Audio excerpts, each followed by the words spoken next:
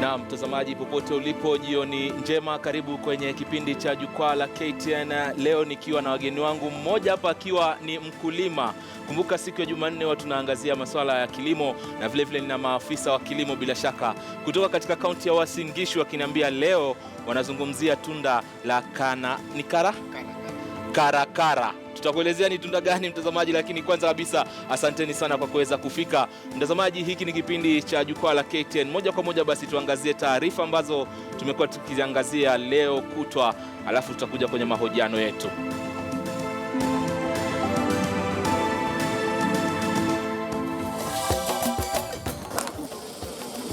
Mke amuua mumewe baada ya kutengana naye kwa mwaka mmoja. Kisa na maana, mwanamume alimtafuta mke huyo. The speaker declares those seats vacant. Waasi wa vyama taabani, huku hatua ya msajili wa vyama ikisubiriwa. Na kwenye swala nyeti tunaangazia faida ya tunda la passion fruit.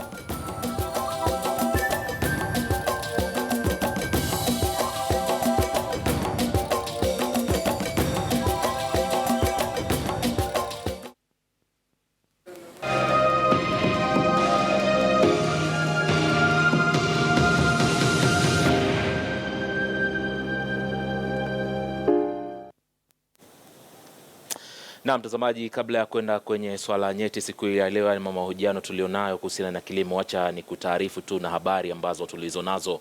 Mwanamume mmoja mwenye umri wa miaka 55 aligongwa na gari aina ya matatu mapema hii leo na kufariki papo hapo mjini Kisumu. Ajali hiyo mtazamaji ilitokea katika sehemu ya Mamboleo kwenye barabara ya kutoka mjini Kakamega kuelekea Kisumu, ambapo inaripotiwa kuwa dereva alikosa kulidhibiti gari hilo na kuacha njia na kumgonga mzee huyo ambaye alikuwa akitembea pembeni mwa barabara. Abiria walimlaumu dereva huyo kwa kile ambacho wamekitaja kuwa uendeshaji wake ulikuwa hatari kwa watumizi wengine wa barabara. Polisi walimkamata dereva huyo, huku mwili wa marehemu ukihifadhiwa katika hifadhi ya maiti ya hospitali ya rufaa ya Jaramogi. Ikaongeza speed.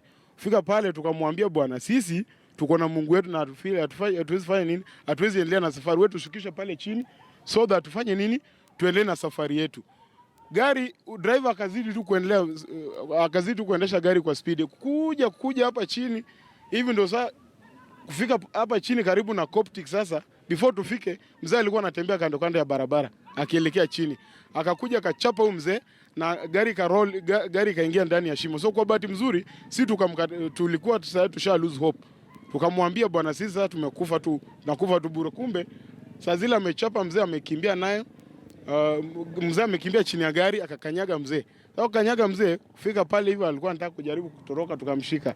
Ambia conductor, kwa nini mnaendesha gari kwa mbio sana? Alafu huyu pia akamweleza, kwa nini una nini mbio gari mbio sana? Kufika ukweli akachukua mtu. Alikuwa anataka kukanyaga brake, hakukanyaga. Huyo mtu kuingia alimchapa na mlango, akaingia nani. Kuteremuka kwa roundabout, nikamsomea slow down, hakusikiza. Tukateremuka tu. Alafu huyu kijana alimwambia, chukua hii pesa ufanye nini, utuweke hapa tushuke, kwa maana tunaona huku chini penye unaenda kutuua.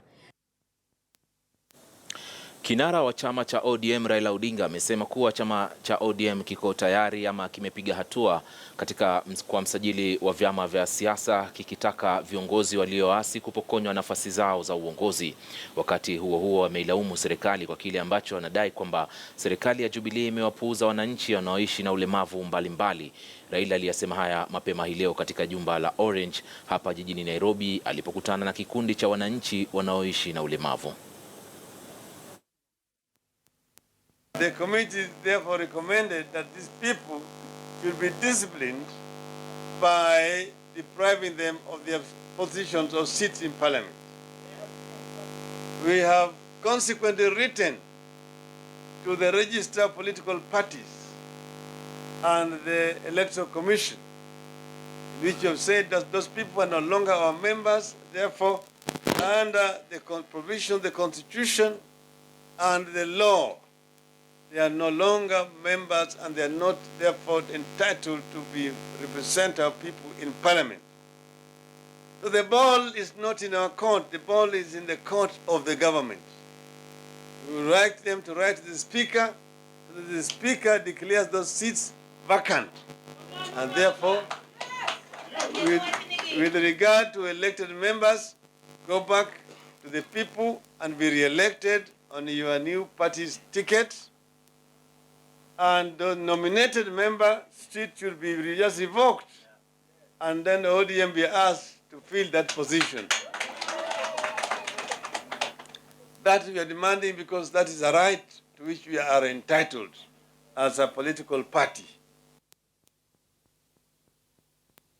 Mtazamaji, kwa mara ya pili mbele ya kamati ya bunge la seneti kuhusu afya, Bernard Mushere ambaye alifichua sakata ya mabilioni ya fedha katika wizara ya afya alifika ili kuweza kuhojiwa zaidi.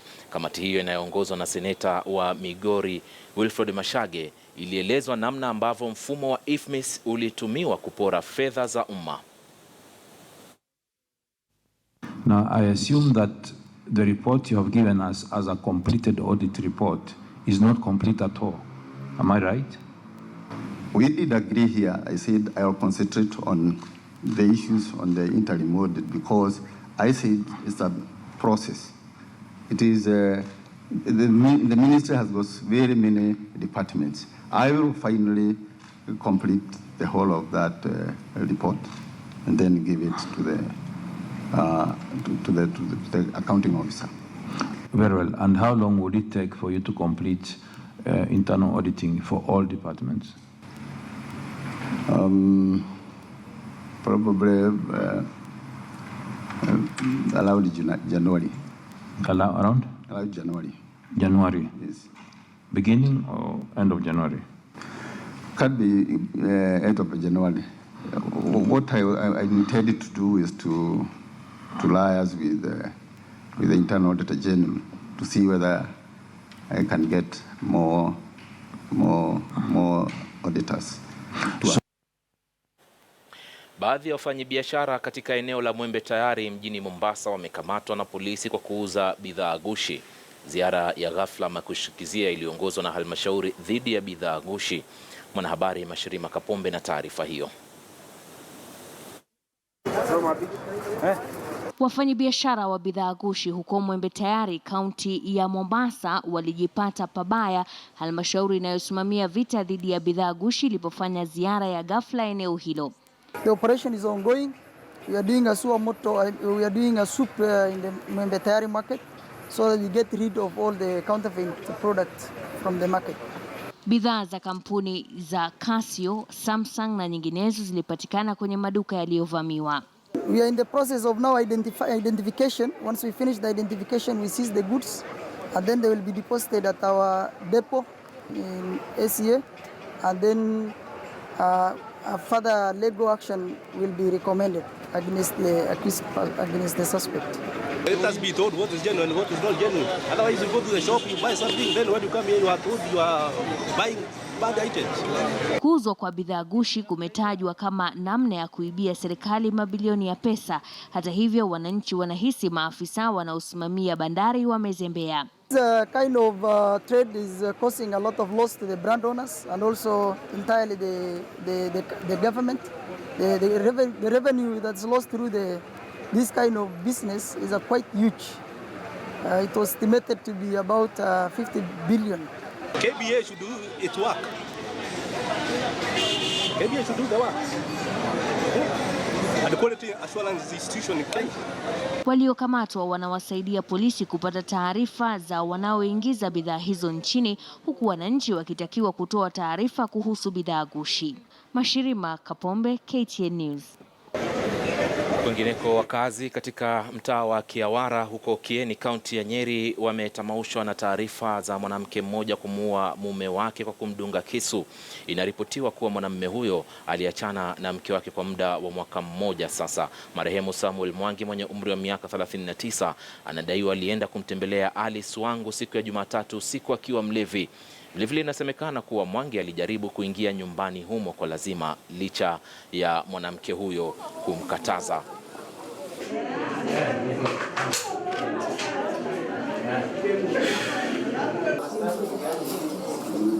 Mimi nimetoka nje nikakuta mtu amelala.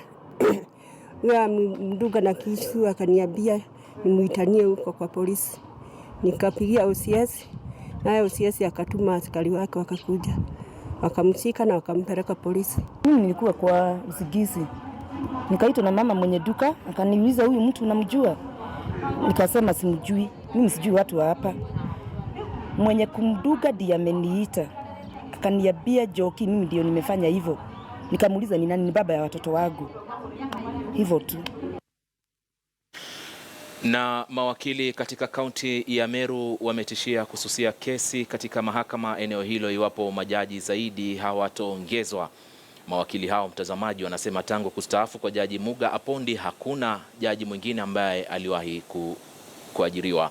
Aidha, kuna upungufu wa majaji wawili wakiongozwa na mwenyekiti wao Ken Muriuki. Mawakili hao wamesema wanahisi kuwa Meru imepuuzwa hasa katika mahitaji yake ya mahakamani.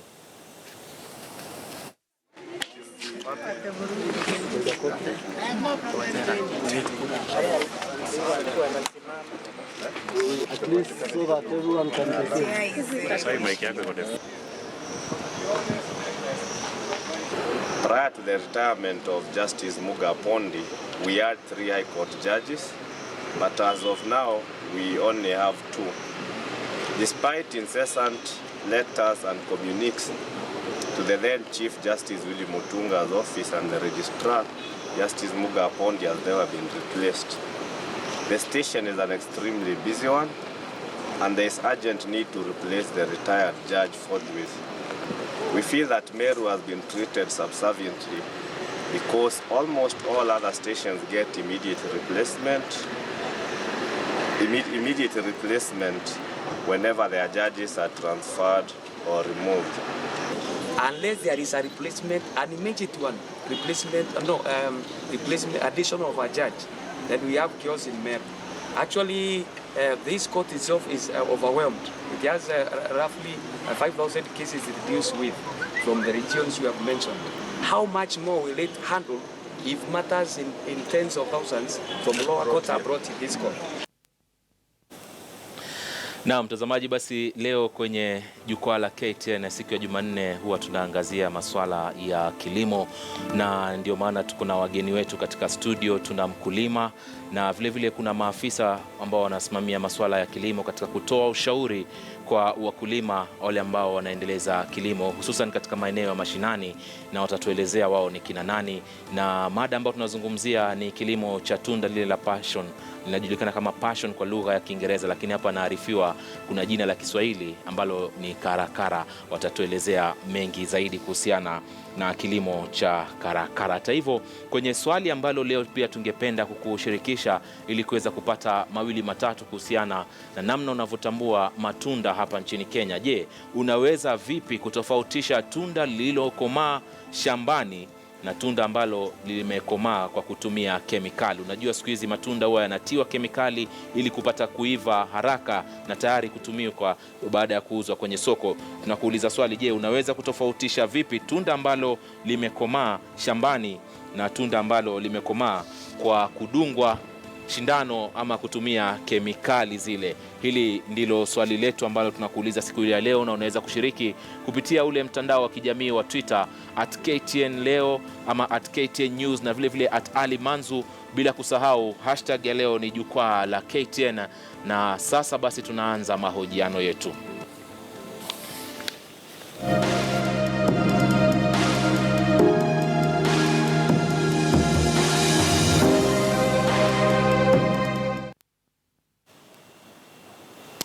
Mtazamaji, bila shaka utaungamana nami wakati nikikuelezea kwamba ni tunda ambalo huwa lina maji yake ambayo huwa yanaburudisha sana, sharbeti ya aina yake, namna utakavyoitengeza, iwapo utasaga, iwapo utakula vile basi bila shaka kuna virutubishi fulani ambavyo vinakusaidia wewe mwanadamu katika mwili wako kupitia tunda hili ambalo linajulikana kama karakara. Bila shaka sijakosea, na ni tunda ambalo linajulikana kama passion kwa lugha ya Kiingereza. Manake leo mada ni kuhusiana tunda hili la passion na vipi linakuzwa, ni mambo gani ambayo yanayohitajika katika kuhakikisha kwamba mwisho wa siku unapata lile tunda kulivuna vizuri kabisa tayari kwa matumizi aidha ya nyumbani ama hata ya biashara. Hayo yote ndio tutakayozungumza, na vile vile tutaweza kusikia ushauri kutoka kwa maafisa ambao wanahusiana na kilimo mbalimbali, lakini tukiangazia kilimo hichi cha tunda hili la karakara ama passion. Karibuni sana wageni wangu, nikianza na mkono wangu wa kulia hapa, labda kwa majina unaitwa nani na unatoka sehemu gani? Jina langu naitwa Hosea Kimutai, mkulima wa karakara katika kaunti ya Uasin Gishu. Asante sana, karibu sana Hosea kwa kuweza tunafurahi sana kuweza kufika siku hii ya leo. Madam.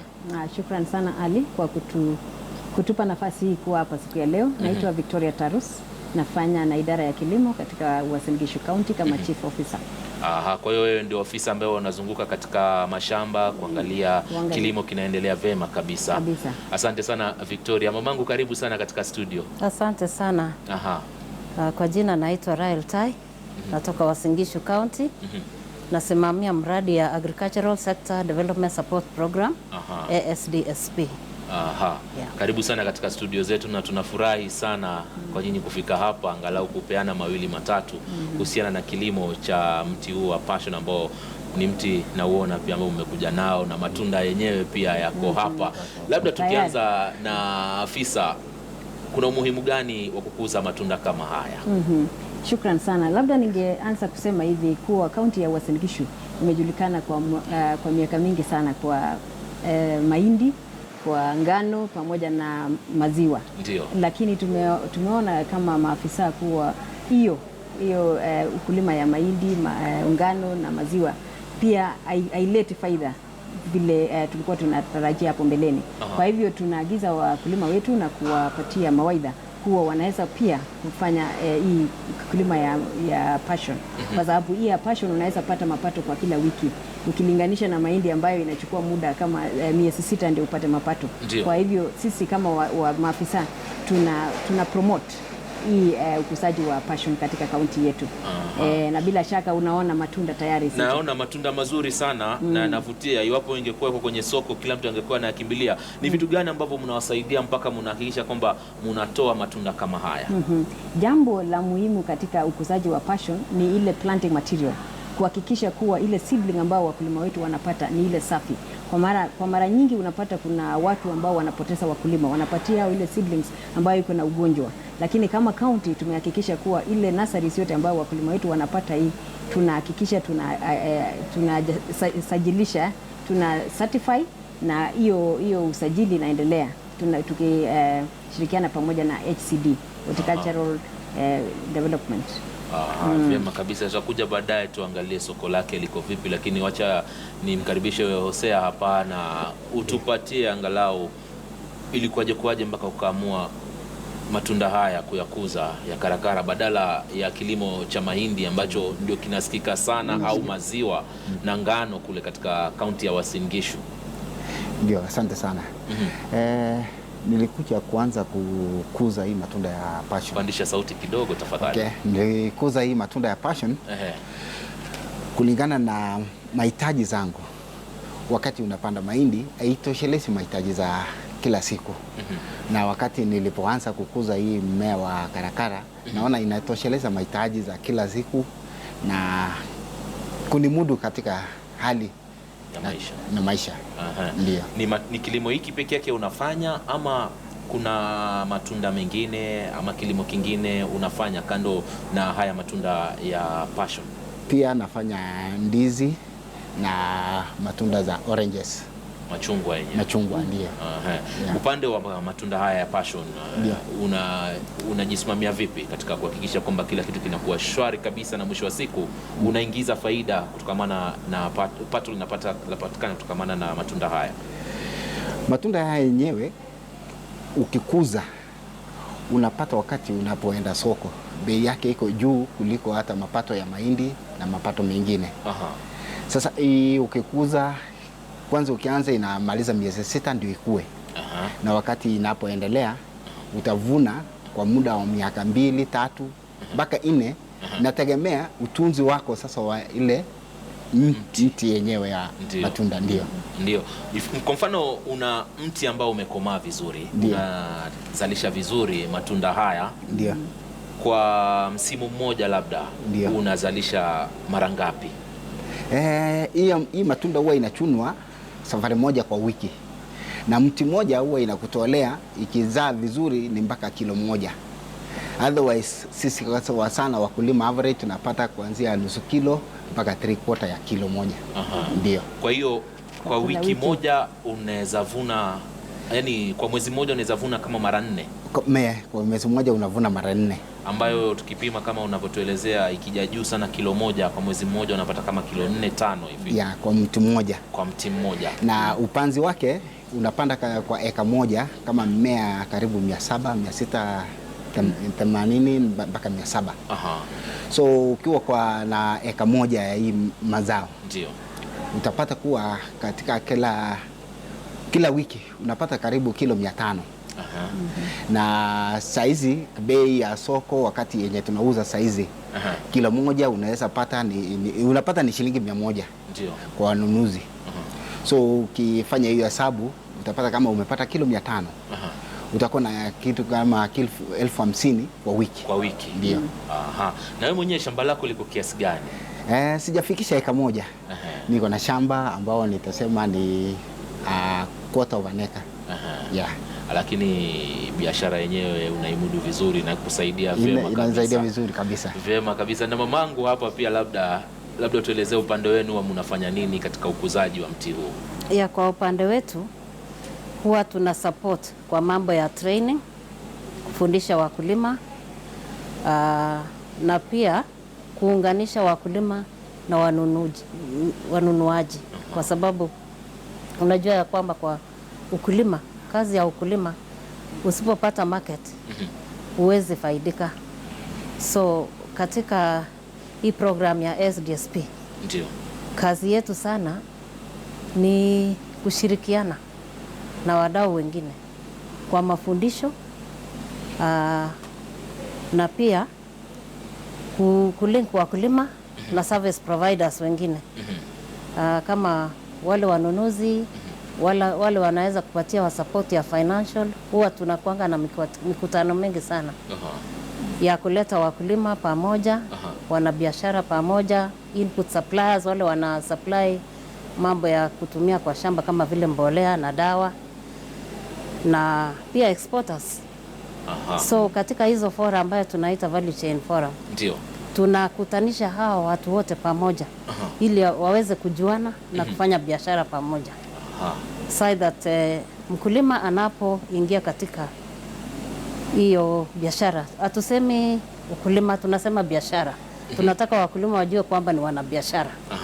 So mkulima ama mwanabiashara sasa wa passion anapoanza kupanda, anajua inputs atatoa wapi, kwa sababu amekuwa linked na wale wanatoa inputs kama vile miche, kama vile mbolea na kama vile agrochemicals.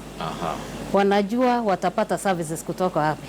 Kwa vile hiyo forum pia tuko na officers wetu wa kilimo nyanjani ambao wanaweza kutoa ushauri. Pia wanajua wakishazalisha watauza wapi. So hiyo ndio kazi yetu.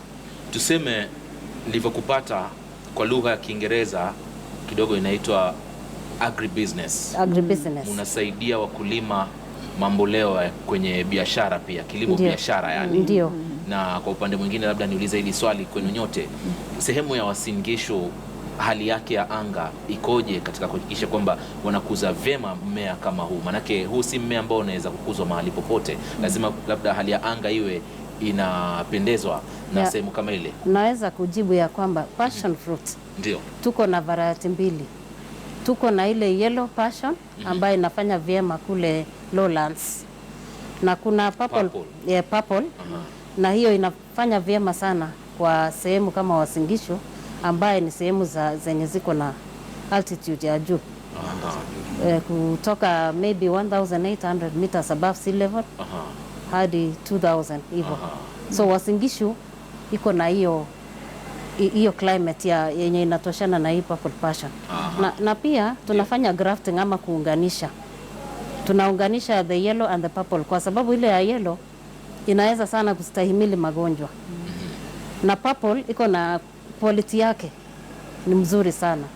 So ukifanya grafting unapata mmea mzuri kabisa ambaye maanisha yes, munaweza unganisha tembe ya yellow na purple na mkakuza tunda la passion aina nyingine. Tunakuza ya purple. Yeah, munakuza ya purple. Ya purple ili inaitwa kuhakikisha Sion. kwamba inahimili magonjwa Yes. yanayotokana na mchanga. Na mchanga. Vema kabisa. Hiyo ni utafiti ambao mnafanya nyinyi wenyewe? Imefanywa na KARI lakini tukifanya na stakeholders pamoja na sisi pia. Na matokeo yake labda mnashirikiana na wakulima kuwaelezea hivi ndio imesemekana na wanajaribu pia wao angalau kufanya vile ambavyo vinavyohitajika. Ni kweli. Hata vile mkulima amesema ukilinganisha mapato ya ile grafted na ile si grafted utapata kuwa ile grafted iko sawa, iko mzuri kwa mapato ukilinganisha na ile sio grafted. Kwa hivyo kwa sababu hii magonjwa yanatokana na mchanga na hiyo yellow passion inaweza kustahimili hiyo. Kwa hivyo tunatumia hiyo kama root stock. The yellow passion inakuwa ile ya root kwa sababu hiyo haiwezi. Lakini hii ya Sion sasa, hii ya juu ya kuzaa matunda ni purple. Na purple utamu wake ni bora kuliko ile. Ile nyingine ni acidic kiasi. Iko na chachu kiasi.